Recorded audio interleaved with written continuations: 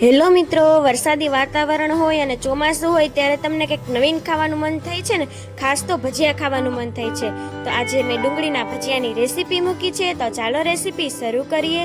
સૌપ્રથમ તો આપણે પહેલા ડુંગળીને ઝીણી ઝીણી આવી રીતના સમારી લેવાની છે, પટ્ટી હોય તે રીતે, અને પછી તેમાં નાખવાનું છે મીઠું સ્વાદ પ્રમાણે.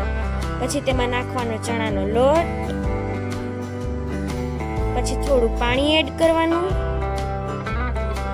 અને પછી બધું મિક્સ કરી દેવાનું. અને પછી ફરી પાછો થોડો ચણાનો લોટ નાખીને આવી રીતે ધીરે ધીરે મિક્સ કરવાનું છે. બહુ ઝાઝો ચણાનો લોટ નાખવાનો નથી. પછી એવા છૂટા છૂટા હાથ વડે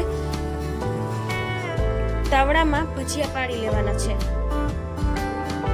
હાથ આવી રીતના છૂટા છૂટા રાખી અને પાડવાના છે. પાણી વડો હાથ પણ કરી શકો છો. તાવડામાં ભજીયા પાડતી વખતે ધ્યાન રાખવાનું છે, હાથ દાજી ન જાય. હવે આપણે ઝારા વડે ભજીયા ઉઠલાવીશું.